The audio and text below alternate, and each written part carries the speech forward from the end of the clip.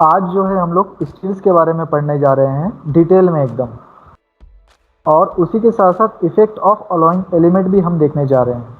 जिस तरीके से हमने लास्ट लेक्चर में देखा था ये अलग अलग अलॉइंग एलिमेंट का किस तरीके से इफेक्ट होता है स्टील के ऊपर, वही चीज़ हम जो है दोबारा देखेंगे और थोड़ा सा डिटेल में देखने की कोशिश करेंगे इस मरतबा। सो what is steel? Steel is a type of iron which consists the carbon in the range of 0.08% to 2%। ठीक है, कहाँ से आया है स्टील? स्टील आया है आयरन से ही। अब कौन से आयरन को हम लोग स्टील बोल रहे हैं? ऐसा आयरन जिसके अंदर जो कार्बन का परसेंटेज है वो 0.08% से लेकर 2% के बीच में होना चाहिए, ऐसे आयरन को हम लोग बोलेंगे स्टील। देखो, सबसे पहले जो स्टील आ रहा है आयरन से आ रहा है। आयरन कहाँ से आ रहा है? आयरन आ रहा है आयरन ओर से, आयरन की खदान से, लोहे की खदान से आ रहा है। अब वो जो खदान में क्या निकलते हैं आपको? स्टोन्स मिलते हैं आपको। देखने में क्या रहता है? वो स्टोन्स ही रहते हैं ना, जो आयरन ओर्स रहते हैं। आयरन ओर्स मतलब क्या? खदान या कान, ठीक है, या ओर्स, तो अलग अलग लैंग्वेज में अलग अलग नाम है उसके। तो उनसे क्या करते हैं हम लोग? वहाँ से माइनिंग करके स्टोन्स के फॉर्म में वहाँ से निकाला जाता है। अब वो जो निकाला जाता है रॉ मटेरियल, उसके अंदर सारी चीज़ें हैं, इम्प्यूरिटीज़ भी हैं उसके अंदर जो है आयरन भी है, उसके अंदर दूसरे मेटल्स भी हो सकते हैं। तो अब हमको क्या करना है? वहाँ से उसको प्यूरीफाई करना है, उसको सेग्रीगेट करना है, उसको सेपरेट करना है। तो इसके लिए क्या करते हैं हम लोग? अलग अलग स्टेजेस पे अलग अलग प्यूरिफिकेशन परफॉर्म करते हैं। अब जो सबसे फर्स्ट स्टेज में जो प्यूरिफिकेशन परफॉर्म किया जाता है वो कपोला फर्नेस के अंदर किया जाता है। आमतौर पे जो impurest form of iron is called as pig iron. जो सबसे इम्प्योर फॉर्म होता है आयरन का उसको बोला जाता है पिग आयरन। पिग आयरन कहाँ से मिलता है आपको? पिग आयरन मिलता है कपोला फर्नेस से।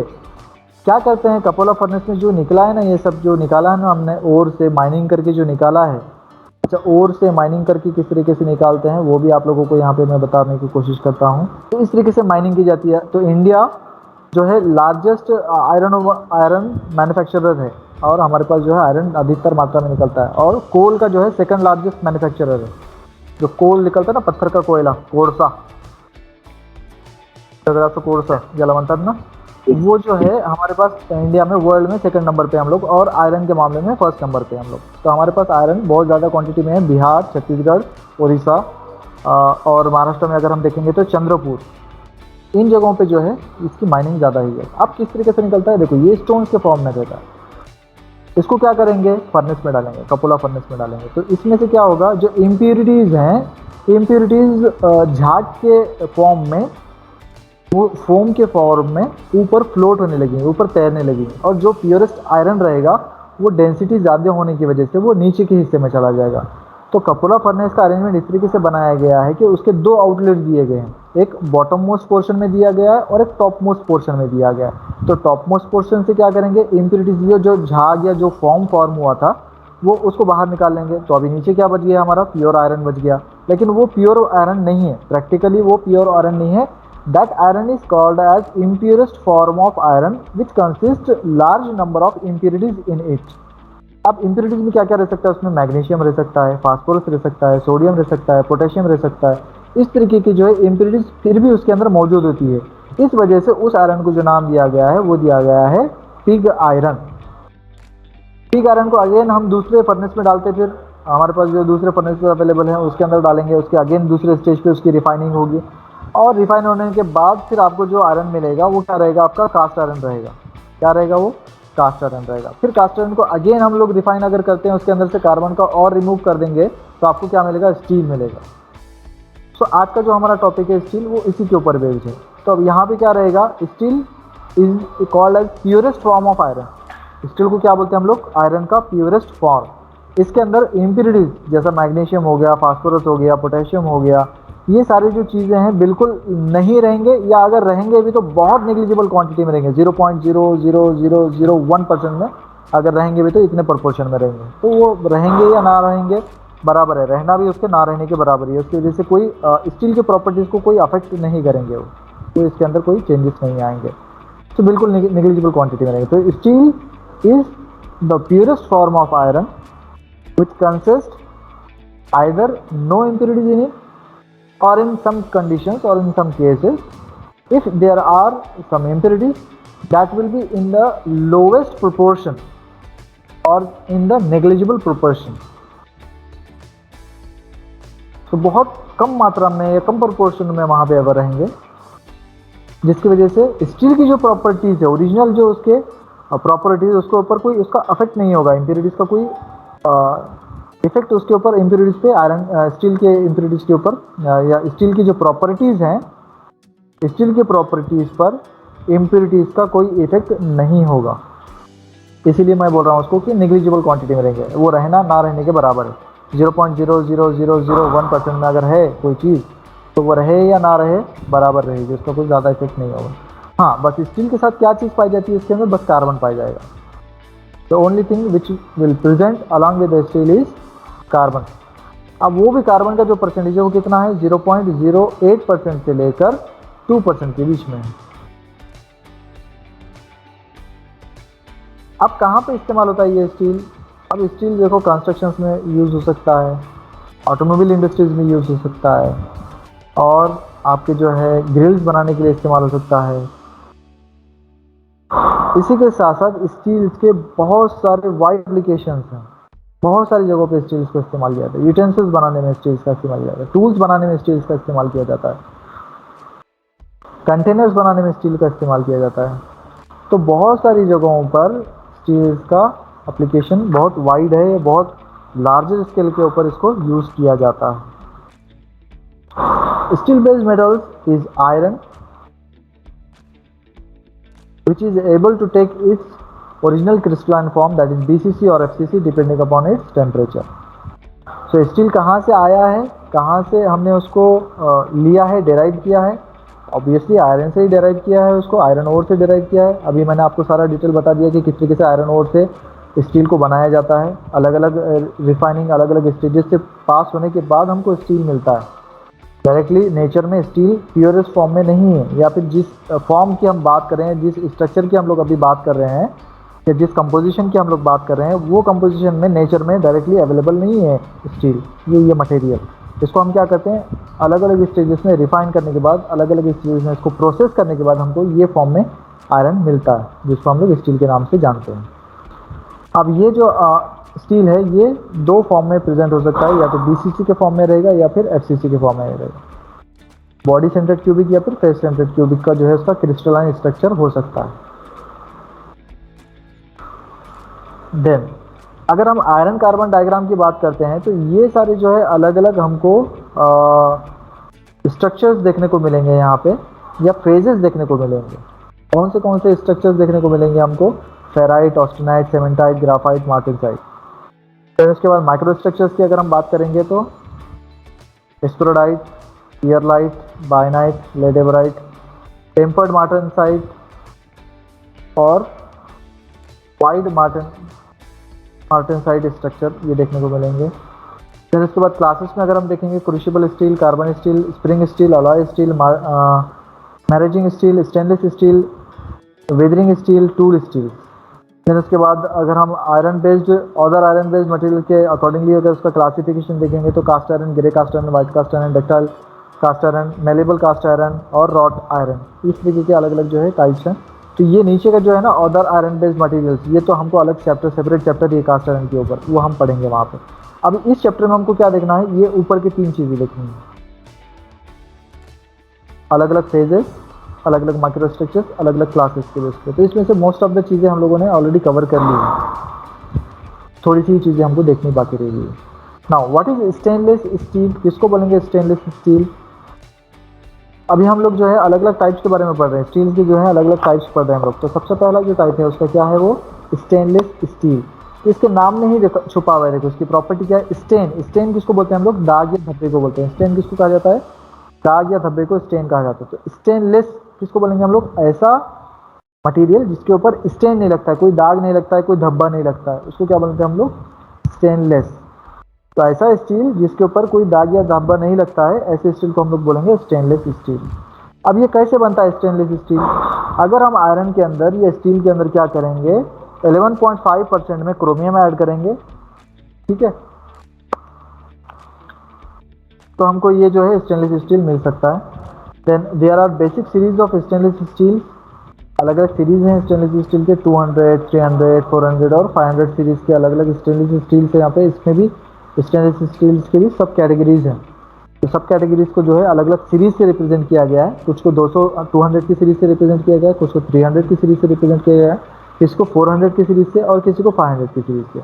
अब ये जो अलग अलग सीरीज बनाए गए हैं ये अगेन उसके कंपोजिशन के ऊपर डिपेंड करती है कि उसके अंदर क्या क्या चीज़ कितने कितने क्वांटिटी में कितनी कितनी मात्रा में प्रेजेंट है। Available in many finishes ranging from matte to high reflective या मिरर लाइक जो है स्ट्रक्चर्स या मिरर लाइक जो है सरफेस फिनिश देने वाले भी स्टेनलेस स्टील प्रेजेंट है मार्केट में, और मैट फिनिश देने वाले भी जो है स्टेनलेस स्टील मार्केट में अवेलेबल है। Now effect of alloying element, अब कौन सी चीज़ डालेंगे तो उसकी वजह से क्या इफेक्ट होगा स्टील के ऊपर। अगर आपको ग्राफाइट उसके अंदर इंक्रीज करना है तो आप सिलिकॉन या निकल ऐड करेंगे। अगर आप कार्बाइड्स को इंक्रीज करना चाहते हो तो आप क्रोमियम को ऐड करेंगे। अफेक्ट माइक्रोस्ट्रक्चर फेराइट, पेरलाइट, मार्टेनसाइट और ऑस्टेनाइट। कोरोजन रेजिस्टेंट अगर आपको बनाना है तो क्रोमियम इसके अंदर ऐड करेंगे आप। स्पेसिफिक इफेक्ट्स अगर आपको चाहिए तो अगेन इसके बाद आप स्पेशल जो अलॉइंग एलिमेंट्स है उसमें अगर डालते जाएंगे आप तो आपको स्पेशल इफेक्ट्स या फिर स्पेशल प्रॉपर्टीज मिलते रहेंगे। अब यहाँ पे क्रोमियम के ऊपर हम सबसे पहले बात करेंगे। क्रोमियम के ऊपर अगर हम स्टील के अंदर क्रोमियम को ऐड करते हैं तो क्या होगा। So in case if we will add 12 to 28% chromium in the steel तो क्या होगा, less effect on hardenability than in steel. Hardenability में जो है ज़्यादा चेंजेस नहीं आएंगे इसमें। या फिर अगर आप क्रोमियम के साथ साथ मोलिब्डेनम, निकल, मैग्नीज एंड कॉपर अगर इसके अंदर ऐड करते हैं तो क्या होगा, इसकी वजह से आपकी जो हार्डनेस है या हार्डनेबिलिटी है वो इंक्रीज हो सकती है। बट अगर आप सिर्फ और सिर्फ क्रोमियम ऐड करते हैं सो 12% से लेकर 28% के बीच में, तो इसकी वजह से इस चीज़ की हार्डनेस में ज़्यादा या हार्डनेबिलिटी में ज़्यादा चेंजेस देखने को नहीं मिलेंगे। But if we will add chromium along with either molybdenum or nickel, manganese and copper, then it will definitely going to affect the hardenability of the steel। कैसे अफेक्ट करेगा हार्डनेबिलिटी को, उसको वो इंक्रीज करेगा, उसको इनहेंस करेगा। Then निकल hard irons अगर हम ऐड करेंगे स्टील्स के अंदर तो क्या होगा, तो सबसे पहले ये जो है ना निकल हार्ड आयरन्स अगर स्टील के साथ ऐड किए जा रहे हैं और जो हमको प्रोडक्ट मिल रहा है वो ग्राइंडिंग बॉल्स बनाने में इस्तेमाल होता है। अब ग्राइंडिंग बॉल्स का क्या फंक्शन है, अगर आपका जो कंपोनेंट है, आपका जो प्रोडक्ट है उसकी सरफेस को अगर आप स्मूथ बनाना चाहते हैं, शाइनी सरफेस अगर बनाना चाहते हैं तो ग्राइंडिंग बॉल्स का यहाँ पे इस्तेमाल होता है। सो आपको मैं बताता हूँ यहाँ पर ग्राइंडिंग बॉल्स का कैसे काम होता है, कैसे नज़र आते हैं। तो ये ट्रांसपेरेंट देखो इस तरीके के जो है बॉल्स होते हैं, वो ये बॉल्स हैं। आपका जो भी कंपोनेंट है उसको अगर आप स्मूथ बनाना चाहते हैं, शाइनी बनाना चाहते हैं, तो ये जो है ना इसके बीच में डाल के आप उसको ग्राइंड कर देंगे। एक ग्राइंडर रहेगा हमारे पास, उस ग्राइंडर के अंदर ये एक कंटेनर लगा रहेगा बड़ा सा, उस कंटेनर में ये जो है ग्राइंडिंग बॉल्स डाले हुए रहेंगे और इन ग्राइंडिंग बॉल्स के साथ हमको क्या करना रहेगा, हमारा जो प्रोडक्ट है जिसका सरफेस हमको स्मूथ बनाना है, बस वो प्रोडक्ट उसके अंदर डालते जाएंगे। तो इस वजह से क्या होगा, जो प्रोडक्ट है उसका सरफेस एकदम स्मूथ बनता जाएगा। तो आमतौर पे जो बॉल बेरिंग्स वगैरह जो बनती है, देखो ये बॉल बेरिंग्स जो है ना, ये बॉल बेरिंग्स की सरफेस को स्मूथ बनाने के लिए आमतौर पे हम लोग ये ग्राइंडिंग बॉल्स का इस्तेमाल करते हैं।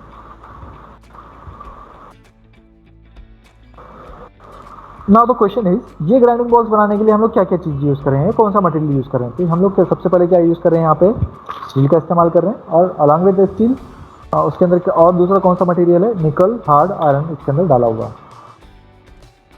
देन इसके अंदर सिर्फ और सिर्फ निकल नहीं है, निकल के साथ साथ सिलिकॉन भी है और क्रोमियम भी है। सिलिकॉन का जो परसेंटेज है वो 1% से लेकर 2.2% के बीच में हो सकता है, जबकि निकल का जो परसेंटेज है वो 5% से लेकर 7% के बीच में हो सकता है। और क्रोमियम का जो परसेंटेज रेंज है वो 7% से लेकर 11% के बीच में हो सकता है। तो ये सारे कंपोजिशन के साथ आप ग्राइंडिंग बॉल्स बना सकते हैं। या फिर अगर आपको पूछा जाता है कि इन ग्राइंडिंग बॉल्स का कंपोजिशन क्या है, तो आपको उस समय पे ये कंपोजिशन बताते आना चाहिए कि उसमें 1% से लेकर 2.2% तक सिलिकॉन है, 5% से लेकर 7% तक निकल है और 7% से लेकर 11% तक क्रोमियम है। और इसके अंदर अगर हम देखेंगे तो यूटेक्टिक कार्बाइड्स इन मार्टेंसिटिक स्टेज आपको देखने को मिल सकते हैं अगर इसका माइक्रोस्कोपिक स्ट्रक्चर की हम बात करते हैं। देन आते हैं नेक्स्ट टाइप के ऊपर, एब्रेजन रेजिस्टेंट आयरन के ऊपर अगर हम आते हैं तो उसके कैरेक्टरिस्टिक्स किस तरीके से हैं। इसके अंदर जो प्रेरिटिक वाइट आयरन रहेंगे, cheap but wear more quickly. दूसरा जो है उसके अंदर मार्टेंसिटिक वाइट आयरन है जो मोर एक्सपेंसिव है बट बेटर वियरिंग इसकी कैपेबिलिटी है। और इंडस्ट्रीज के अंदर जो इसको सीरीज दी गई है वो A532 या फिर 75A के नाम से इसको जाना जाता है। सो एब्रेजन रेजिस्टेंट आयरन, ऐसे आयरन जिसके ऊपर एब्रेजन होता ही नहीं है, कितना भी आप ये ग्राइंडिंग वगैरह कर लो उसके ऊपर कोई अफेक्ट ही नहीं होगा, कोई उसका फर्क ही नहीं पड़ेगा उसके ऊपर। तो ऐसे स्टील्स को हम लोग क्या बोलेंगे, ऐसे आयरन को क्या बोलेंगे, एब्रेजन रेजिस्टेंट आयरन। तो इन एब्रेजन रेजिस्टेंट आयरन के जो है दो टाइप्स हो सकते हैं। पहला है पर्लेटिक वाइट आयरन जो कि सस्ते होते हैं बट जल्दी ख़राब हो जाते हैं। दूसरा जो टाइप है उसका वो मार्टेंसिटिक वाइट आयरन है जो कि महंगे होते हैं बट इसकी लाइफ जो है वो लॉन्ग रहती है। एब्रेजन मतलब घिसाव। जब दो सरफेसेस एक दूसरे के कांटेक्ट में आते हैं तो क्या होता है, वहाँ पे जब घर्षण होता है, फ्रिक्शन होता है, तो वो फ्रिक्शन की वजह से जो दोनों सरफेसेस हैं वो दोनों सरफेसेस के पार्टिकल्स रिमूव होना स्टार्ट हो जाते हैं। उसको बोलते हैं हम लोग एब्रेजन। क्या बोलेंगे उसको, एब्रेजन। शॉर्ट में अगर मैं बताऊंगा आपको एग्जांपल इसका देखिए लाइफ से रिलेटेड, तो नाइफ होती है आपकी, नाइफ घर के अंदर जो छुरी है, नाइफ है, जब कंटिन्यूसली उसको यूज़ करते जाते हैं तो उसकी जो शार्पनेस है वो लूज होने लगती है। तो उससे कोई भी जो ऑब्जेक्ट है ना फिर कट नहीं होता है आपको। तो आप उसको क्या करते हैं, जो नाइफ को तेज करने वाला होता है, जो चाकू को धार लगाने वाला होता है, उसके पास लेकर जाते हैं। तो वो क्या करता है, उसके पास एक ग्राइंडिंग व्हील होता है, रोटेटिंग ग्राइंडिंग व्हील होता है। उस ग्राइंडिंग व्हील को क्या करेगा, उसको नाइफ को उसकी एज को क्या करेगा, वो रब करेगा, तो उसको उसके कांटेक्ट में लाएगा, ग्राइंडिंग व्हील को कांटेक्ट में लेकर आएगा नाइफ के एज को, जिसकी वजह से नाइफ की जो एज के जो पार्टिकल्स हैं वो रिमूव होंगे और वहाँ पे जो है शार्पनेस होगा, मतलब थिकनेस वहाँ पे रिड्यूस हो जाएगी। अब यहाँ पे इसका शार्पनिंग का और एब्रेजन का क्या रिलेशन है। शार्प कर रहे हैं मतलब क्या कर रहे हैं, यहाँ से पार्टिकल्स को रिमूव कर रहे हैं। और एब्रेजन रेजिस्टेंट किसको बोल रहा हूँ मैं, एब्रेजन रेजिस्टेंट मतलब आप कितना भी ये ग्राइंडिंग व्हील के कॉन्टेक्ट में ला लो, यहाँ से मटेरियल रिमूव होंगे ही नहीं।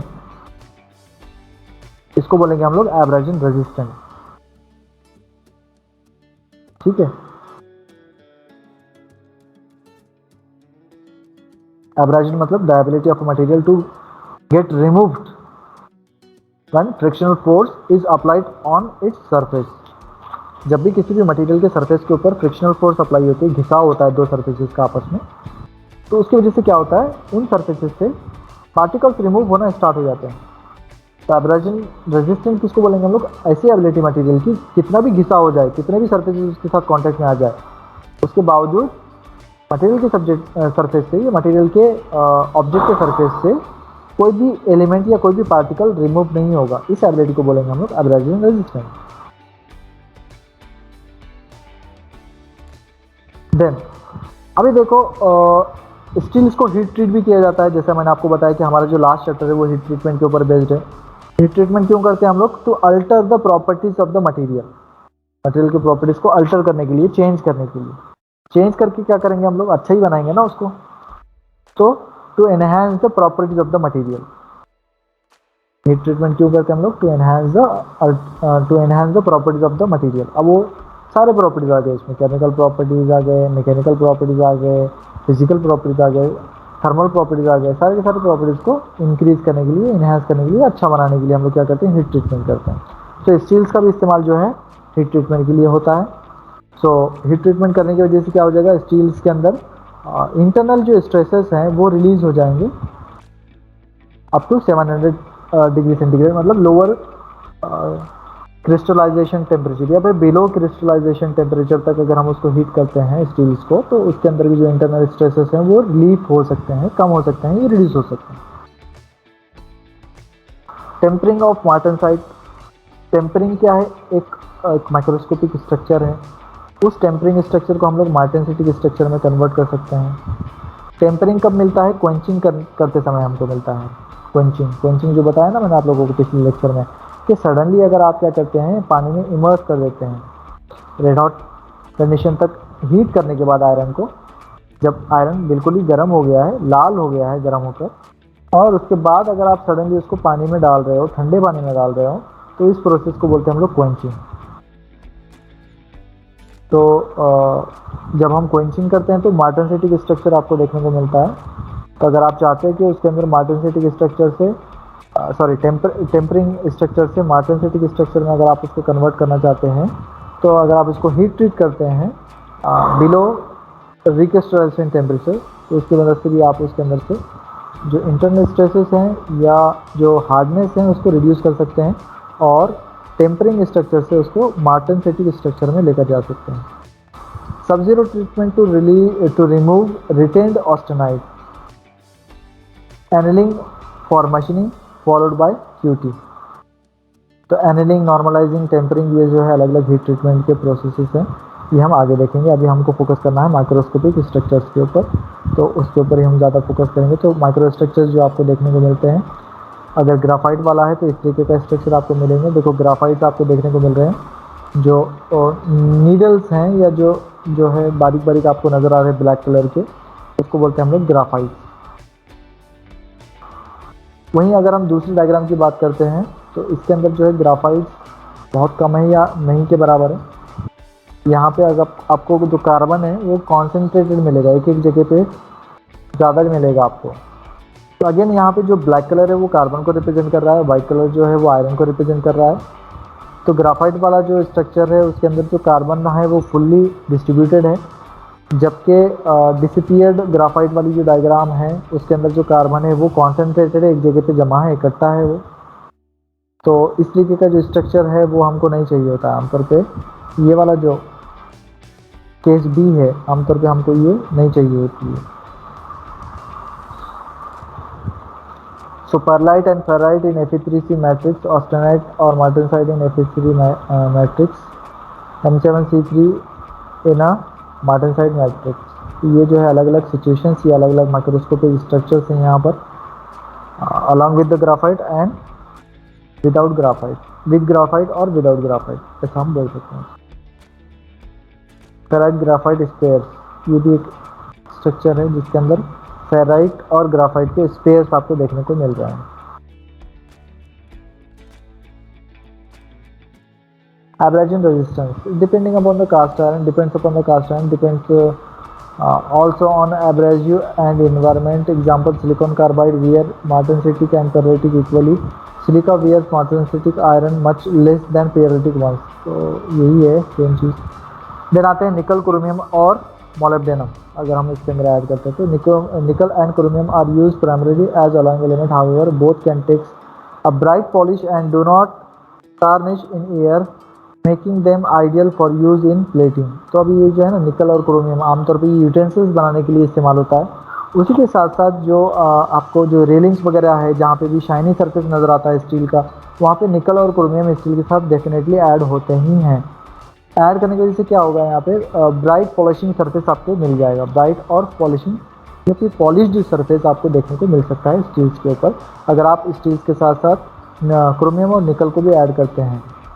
देन मोलिब्डेनम या फिर मोनेल अगर इसके अंदर ऐड कर रहे हैं, nickel copper alloy is mostly use to make fasteners and anchors and has excellent corrosion resistance. तो मोनेल अगर हम ऐड कर रहे हैं यहाँ पर निकल और कॉपर के साथ साथ, तो जो फास्टनर्स है आपके छोटे छोटे जो नट बोल्ट वगैरह हैं, तो वो बनाने के अंदर ये कंपोजिशन का इस्तेमाल किया जाता है। और फास्टनर के साथ साथ एंकर्स किसको बोलते हैं, जो नेवी है या जो मैरीटाइम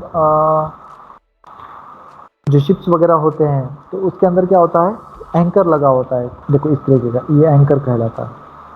तो अगर आपको शिप को रुकाना है या टर्न करना है तो ये एंकर्स बहुत इंपॉर्टेंट रोल प्ले करते हैं शिप्स के अंदर। ये एंकर्स बनाने के लिए भी जो है निकल मोनेल कॉपर अलॉय का इस्तेमाल किया जाता है, क्योंकि इसकी जो कोरोजन रेजिस्टेंस की जो कैपेबिलिटी है वो बहुत हाई होती है। तो मैरीटाइम इंडस्ट्रीज़ के अंदर जो है आमतौर पे ये इस्तेमाल ज़्यादा किया जाता है एंकर्स वगैरह बनाने में। अभी चूँकि ये जो एंकर्स हैं कंटिन्यूसली वाटर के कॉन्टैक्ट में होते हैं और वो भी जो है सी वाटर के कॉन्टैक्ट में होते हैं, जिसकी वजह से जो है उसका कोरोजन बहुत ज़्यादा फास्टर रेट पे होने के चांसेस होते हैं। मगर अगर हम मोनेल निकल और कॉपर का कंपोजिशन या अलॉय यूज़ करेंगे तो आपका ये एंकर की लाइफ जो है इंक्रीज हो सकती है। देखो इस तरीके से पानी में डाला जाता है उसको, और कब तक इसको नीचे छोड़ा जाता है, जब तक कि वो नीचे जाके नीचे का जो सरफेस है या अर्थ है डायरेक्टली उससे उसमें ना जाके वो टच हो जाए, जब तक उसको नीचे छोड़ा जाता है। अभी जब भी शिप को हॉल्ट करवाना है, रोक करना है, उस समय इसको नीचे फेंका जाता है, या फिर जिस डायरेक्शन में आपको टर्न लेना है उस डायरेक्शन में या उस साइड में इसको एंकर को फेंका जाता है। तो एंकर एक बहुत इंपॉर्टेंट रोल प्ले करता है। तो इतना बड़ा हो सकता है एंकर, बड़े शिप्स के लिए बड़ा एंकर यहाँ पे हो सकता है। तो ये बनाने के लिए हमारा ये कंपोजिशन काम में आता है, निकल, क्रोमियम और मोनेल। तो इस तरीके से अलग अलग अलॉयिंग एलिमेंट का अलग अलग इफेक्ट्स यहाँ पे हम लोगों को देखने को मिले हैं। तो ये चैप्टर में हमको क्या क्या चीज़ें देखनी हैं उसके ऊपर एक मरतबा नज़र डाल लेते हैं। Concept of phases, pure metal, alloy and solid solutions, iron carbon equilibrium diagram with different phases, critical temperature and significance, reaction on iron carbon equilibrium diagram, broad classification of steels, plain steel, उसका definition, उसके types, उसके properties, उसका composition, उसके applications, उसी के साथ साथ plane carbon steels के साथ साथ लो मीडियम और हाई कार्बन स्टील्स के बारे में भी सारी चीज़ें, उसके डेफिनेशन, टाइप्स, प्रॉपर्टीज, कंपोजिशन और एप्लीकेशन। देन उसके बाद अलॉय स्टील्स के डेफिनेशन, उसके इफेक्ट ऑफ अलॉइंग एलिमेंट, ये हमको देखना है इस चैप्टर में। देन उसके बाद tool steels, cold work tool steels, hot work tool steels, high speed tool steels, इसके बारे में देखना है। देन उसके बाद स्टेनलेस स्टील्स टाइप्स और उसके एप्लीकेशन, स्प्रिंग स्टील्स, उसका कंपोजिशन, उसके एप्लीकेशन, उसके types. Then specifications of steels and their equivalents, steels for following objects just like shaft, axles, nut bolts, levers, crankshafts, camshafts, then उसी के साथ साथ shear blades, agricultural equipments, household utensils, machine tool beds, car bodies, anti friction bearings and gears। अभी देखो shear blades किसको बोलते हैं? shear blades जो अभी हमने देखा है नाइफ, वो भी एक टाइप की क्या है, शेयर ब्लेड है। तो इस तरीके से जो है अलग अलग एप्लीकेशंस उसको हमको देखने हैं। तो स्टार्ट करते हैं इक्विलिब्रियम डायग्राम से। तो इक्विलिब्रियम डायग्राम क्या रिप्रेजेंट करता है? जैसे जैसे उसका प्रेशर और टेम्परेचर चेंज होते जा रहा है उसी हिसाब से उसके मॉलिक्यूलर स्ट्रक्चर में क्या वेरिएशंस आ रहे हैं उसको रिप्रेजेंट करने वाला जो डायग्राम है वो इक्विलिब्रियम डायग्राम क्या होता है उसको। बेसिकली अगर हम देखेंगे मटेरियल को तो उसके आसपास का जो प्रेशर है, उसके आसपास का जो टेम्परेचर है, उससे अकॉर्डिंगली मटेरियल्स आमतौर पे 3 फेजेस में पाए जाते हैं, वो है सॉलिड, लिक्विड एंड गैस और वेपर्स। ठीक है, जैसे जैसे उसका हम क्या करेंगे, उस मटेरियल का प्रेशर और टेम्परेचर चेंज करते जाएंगे, वैसे वैसे उसका फेज भी चेंज होता जाएगा। देन उसके बाद फेज किसको बोला जाता है? फेज बोलते हैं हम लोग एनी होमोजीनियस और physical distinct and mechanically separable portion of a system is known as phase. तो जैसा सॉलिड एक फेज है, लिक्विड एक फेज है और वेपर या फिर गैस एक फेज। ठीक है, तो अलग अलग सेपरेट क्या है हमारे पास, ये फेजेस हैं जिसकी मैकेनिकल प्रॉपर्टीज, फिजिकल प्रॉपर्टीज अलग अलग है, जिसको आसानी से सेपरेट किया जा सकता है। देन उसके बाद प्योर मेटल किसको बोलेंगे? ऐसा मेटल जिसके अंदर सिर्फ एक ही एलिमेंट है, सिंगल एलिमेंट वाला जो मेटल होता है उसको हम बोलेंगे प्योर मेटल, जो कि प्रैक्टिकली मिलना बहुत डिफ़िकल्ट है। अगर चलिए मान लीजिए कि मिल भी जाता है, अगर आप उसको रिफाइन करते करते करते करते आपने प्योरस को बना दिया। लेकिन प्योरस फॉर्म वाले जो मेटल्स होते हैं उसके एप्लीकेशन बहुत कम होते हैं, रिस्ट्रिक्टेड होते हैं। उसके जो प्रॉपर्टीज़ होते हैं बहुत ही कॉम्प्लिकेटेड उसके प्रॉपर्टीज़ होते हैं, वो कहीं पे किसी भी एप्लीकेशन में सूटेबल नहीं होते आमतौर पर। तो उनको सूटेबल बनाने के लिए क्या करते हैं हम लोग, अलग अलग अलॉन्ग एलिमेंट्स उसके अंदर इस्तेमाल करते हैं, जिसकी वजह से जो प्रॉपर्टीज़ हो जाती है उस फाइनल प्रोडक्ट की या फाइनल कंपोनेंट की, वो डिज़ायरेबल प्रॉपर्टी के साथ मेल खाती है या उसके साथ मैच होती है।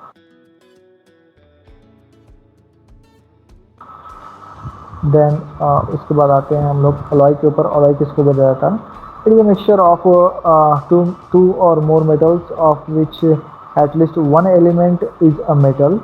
The metal present in an alloy with a high proportion is known as the base metal. Other are metallic or non-metallic present in alloy are called as alloying element। मतलब क्या बोल रहे हैं, alloy जब बना रहे हैं ना हम लोग, तो जिसमें सबसे ज़्यादा योगदान जिसका है, जो सबसे ज़्यादा जो परसेंटेज अगर किसी मटेरियल का या किसी एलिमेंट का या किसी कंपोनेंट का है या किसी टाइप का है, इंग्रेडिएंट के किसी टाइप का है, तो उसको क्या बोलेंगे हम लोग, उसको बोलेंगे हम लोग बेस मेटल। और इसके अलावा जो दूसरे एलिमेंट्स इसके अंदर ऐड किए जा रहे हैं, उन दूसरे एलिमेंट्स को क्या बोलेंगे हम लोग, अलॉइंग एलिमेंट्स बोलेंगे। So what is alloy? It's a homogeneous mixture of either two metals or more than two metals or metal and non metal. इस तरीके से अगर आप याद रखते हैं तो that will also be accepted. Then come to the next point, solid solution. Solid solution के बारे में भी हम लोगों ने डिटेल में देख लिया था, फिर भी हम उसको रिपीट कर लेंगे अभी यहाँ पे। A homogeneous mixture of atoms of two or more elements in solid state are called as solid solution। अभी यहाँ पे अगर अगर आप देख पा रहे हो तो एक टर्म है यहाँ पे सॉलिड स्टेट। सॉलिड स्टेट मतलब क्या है? Room temperature. आमतौर पे सॉल्यूशन जब भी टर्म आता है सॉल्यूशन का, तो हमारे जो माइंड में है, जो जो चीज़ हमारे माइंड में आती है वो लिक्विड की आती है। सॉल्यूशन मतलब क्या है? लिक्विड। बट यहाँ पे जो सॉलिड सॉल्यूशन है वो सॉलिड स्टेट में है या रूम टेम्परेचर पे रखा हुआ है, ये लिक्विड वाले फॉर्म में नहीं है।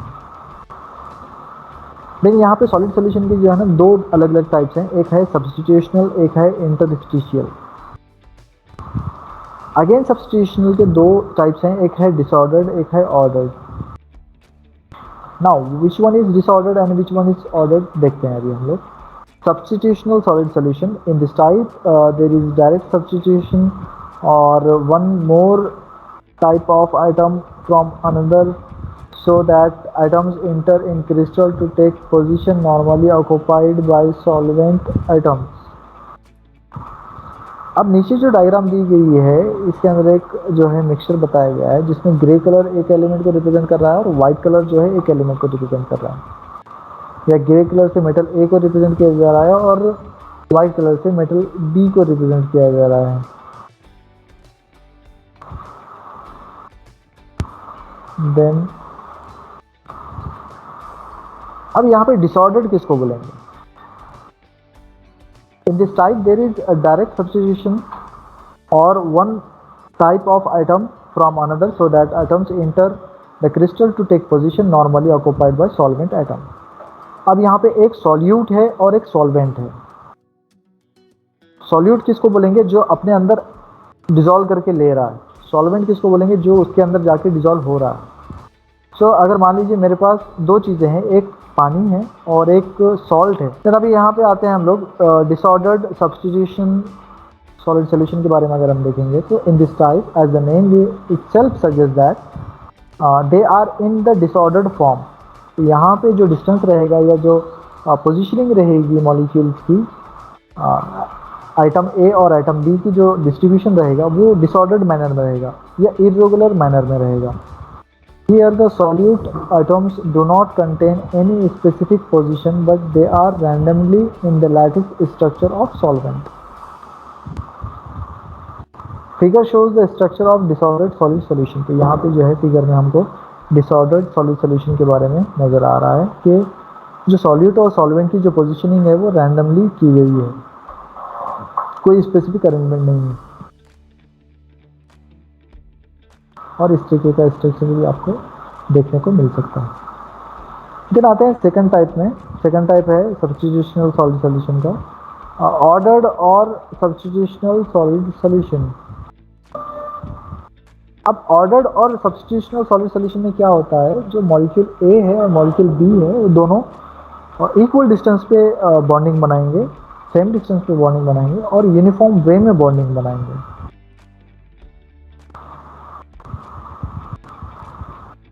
Ordered substitutional solid solution. In this type of substitutional solid solution, when solute and solvent atoms form a uniform distribution, this is known as ordered substitutional solid solution.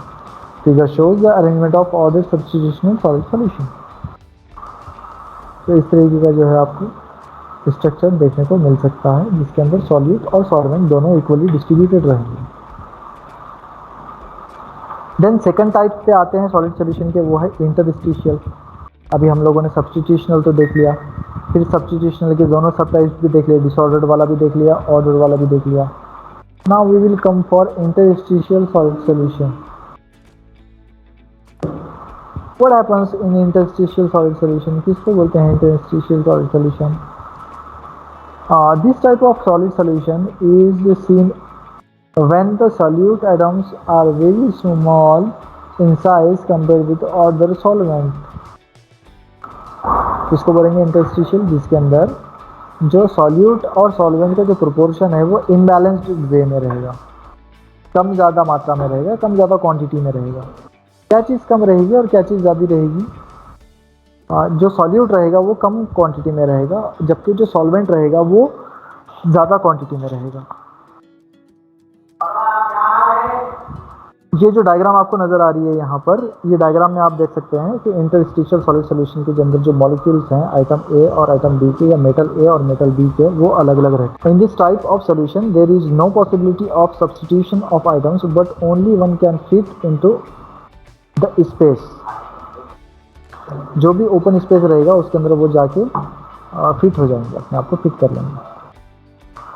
Then इसके बाद हमने solid solubility के बारे में भी देखा था कि इसके अंदर जो मिक्सिंग होगी, या जब ऐड करते हैं हम लोग, एक गिलास वाटर का एग्जांपल लिया था हमने और उसके अंदर शुगर ऐड कर रहे थे हम लोग, तो एक एक्सटेंट तक या एक लिमिट तक ही जो है वाटर के अंदर शुगर ऐड की जा सकती है, या सॉल्ट को ऐड किया जा सकता है। उस एक्सटेंट के बाद या वो एक्सटेंट रीच हो जाने के बाद आप चाहे कितना भी कोशिश कर लो, वाटर के अंदर ना ही हम शुगर ऐड कर सकते हैं, ना ही जो है सॉल्ट को ऐड कर सकते हैं आफ्टर दैट एक्सटेंड या आफ्टर दैट लिमिट। जो भी आप ऐड करेंगे वो उसके बॉटम में जाकर बैठ जाएगा, लेकिन वाटर में मिक्स नहीं होगा।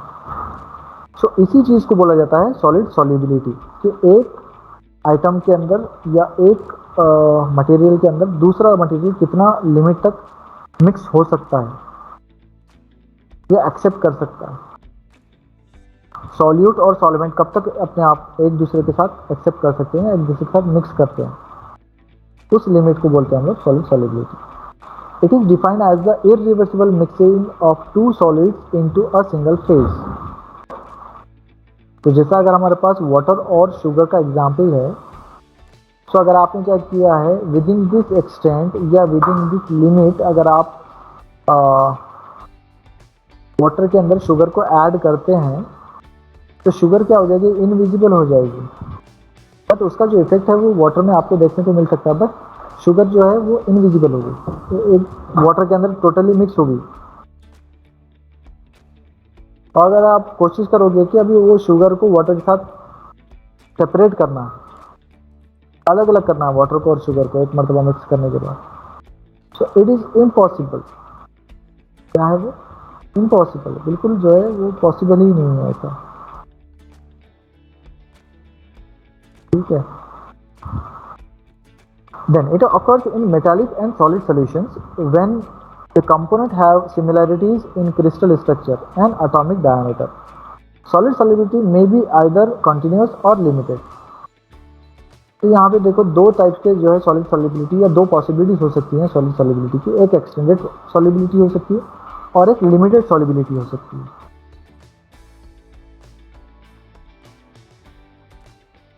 Now, continuous solid solubility is also called as extended solid solubility.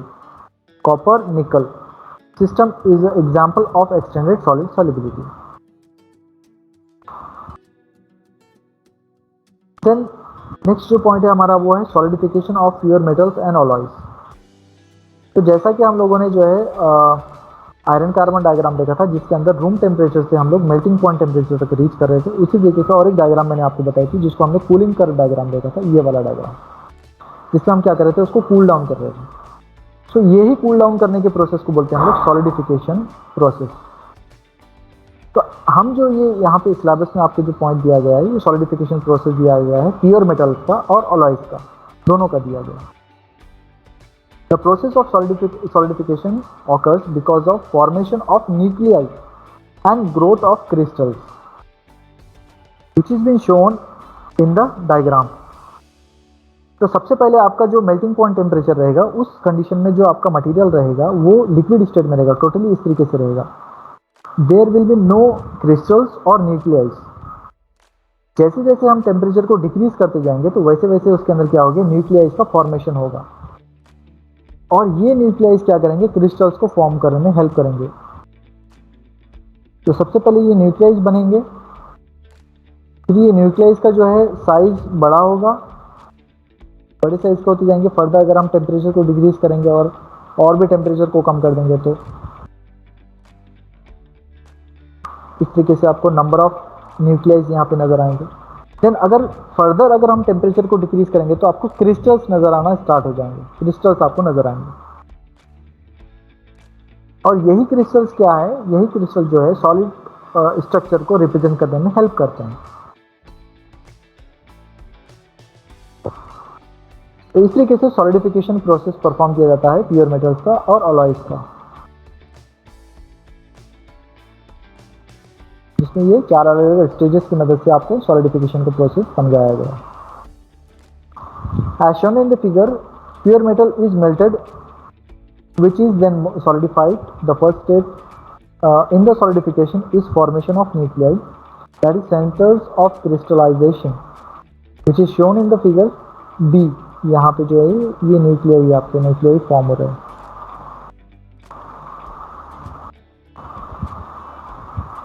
And सी में क्या हो रहा है, ये जो न्यूक्लियाई फॉर्म हुए हैं उनका साइज इंक्रीज हो रहा है, बड़े हो रहे हैं ये।